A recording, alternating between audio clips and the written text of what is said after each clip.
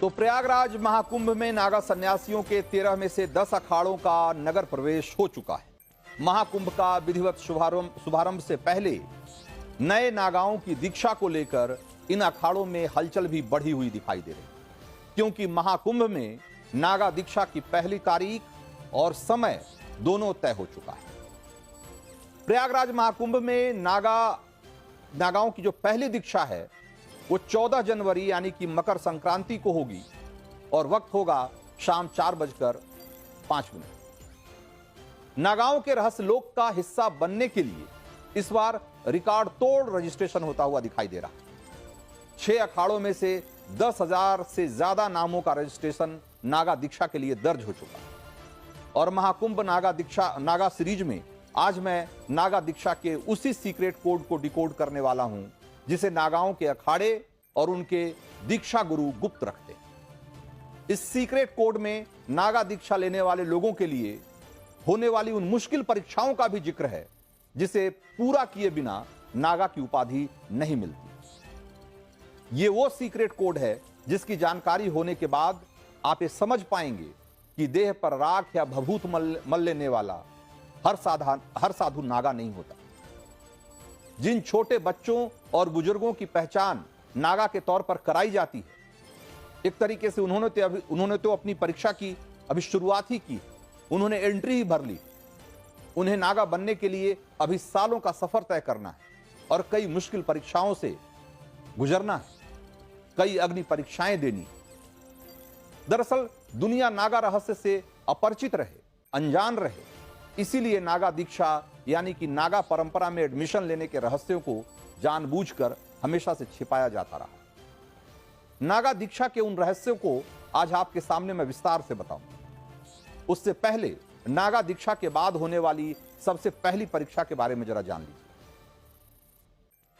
तो ये पहला लेकिन बहुत कठिन परीक्षा ये होती है, वो है 3200 किलोमीटर की नर्मदा परिक्रमा, जिसे पैदल और नंगे पैर पूरा करना होता है। इस परिक्रमा को 3 साल 13 महीने और 13 दिन में पूरा करने का विधान है, यानी कि कुल 1503 दिनों में इस परिक्रमा को पूरा करना होता है। और इस दौरान दिन में सिर्फ एक वक्त का भोजन करना होता है और जमीन पर सोना पड़ता है, ब्रह्मचर्य का पालन करना होता है और हर मौसम में दिगंबर ही रहना होता है, यानी बिना कपड़ों के रहना होता है।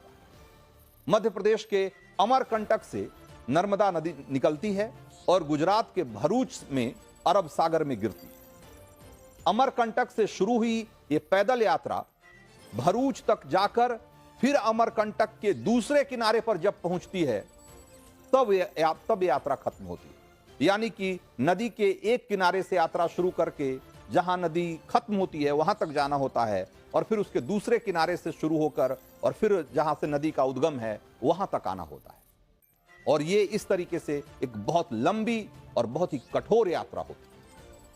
इस पहली परीक्षा में ही कई लोग नागा बनने का विचार त्याग देते हैं, क्योंकि ये बेहद मुश्किल है और जो इसमें सफल होते हैं उन्हें अगली परीक्षा के लिए तैयार रहना पड़ता है।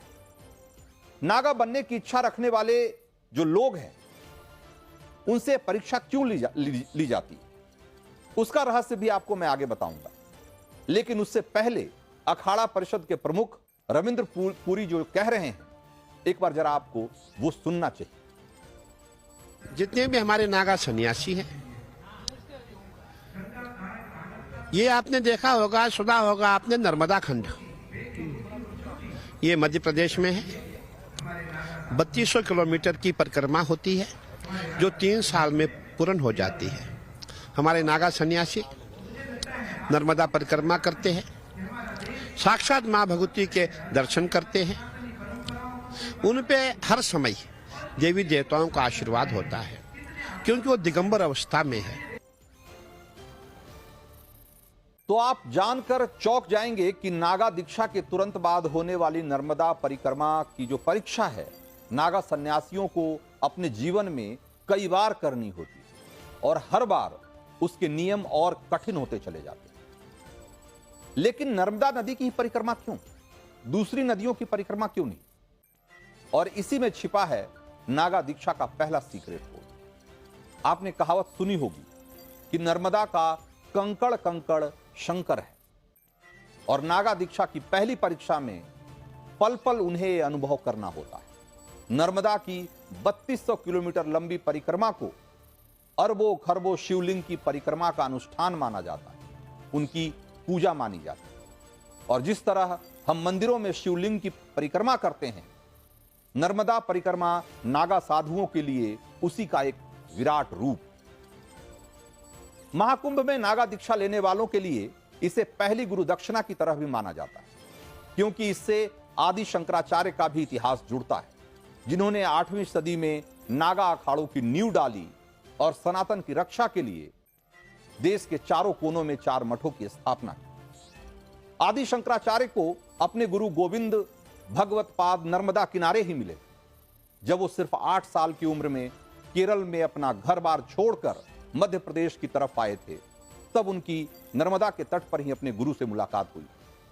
नर्मदा किनारे ओंकारेश्वर में भगवान शिव का चौथा ज्योतिर्लिंग है ओंकारेश्वर, और गोविंद भगवत पाद ने आदि शंकराचार्य को यही दीक्षा दी, और शंकराचार्य ने यही 4 साल रहकर वेद और वेदांगों का अध्ययन किया, और 12 साल की उम्र में सनातन धर्म को फिर से स्थापित करने के लिए निकल पड़े थे देश भर की यात्रा पर। और तब उन्होंने नागाओं के अखाड़े बनाए, और तभी से परंपरा बना दी कि नागाओं को नर्मदा नदी की परिक्रमा हर हाल में करनी। 7 शैव अखाड़े इस नियम का आज भी पालन करते हैं। नागा दीक्षा लेने के लिए जो रजिस्ट्रेशन करवाते हैं, उन्हें इसके बारे में बताया जाता है और पूछा जाता है कि क्या आप इसे निभा पाएंगे। अब नागा दीक्षा का दूसरा सीक्रेट कोड भी जान लीजिए। आदि शंकराचार्य ने 8 साल की उम्र में अपना घर छोड़ा था, इसलिए नागा दीक्षा के लिए अखाड़े में एंट्री की न्यूनतम जो उम्र है वो 8 साल तय, लेकिन उसके लिए गुरु का आदेश अनिवार्य है। लेकिन नागा दीक्षा के लिए सिर्फ उम्र ही पैमाना नहीं है। नागा दीक्षा लेने वालों को तुरंत नागा नहीं बनाया जाता।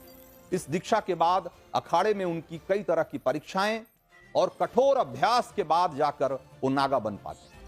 और इसमें पहले उन्हें ब्रह्मचारी का दर्जा मिलता है, जिसमें उन्हें गुरु की सेवा में लगाया जाता है। इसमें 3 साल से लेकर 12 साल तक का समय लग सकता है। उसके बाद उन्हें ब्रह्मचारी का दर्जा मिलता है, और ब्रह्मचारी के बाद महापुरुष का दर्जा आता है। इसमें 6 साल से 12 साल तक का समय लगता है, और महापुरुष की परीक्षा पास करने के बाद अवधूत का दर्जा मिलता है, और उसके बाद परमहंस, और आखिर में पूर्ण नागा की उपाधि मिलती है। तो यह था नागा दीक्षा का वो रहस्य जिसे आज तक दुनिया के सामने नहीं लाया गया। 14 जनवरी को मकर संक्रांति स्नान के दिन जब नागाओं की दीक्षा की तस्वीरें आपके सामने आएंगी, तो ये सारे रहस्य आपके लिए रहस्य नहीं रहे। अलग अलग अखाड़ों में धर्म ध्वजा के नीचे उस दिन नागा दीक्षा होगी, जहां आदि गुरु शंकराचार्य और उनकी चरण पादुका को साक्षी मानकर 10,000 से ज्यादा लोग नागा दीक्षा लेंगे।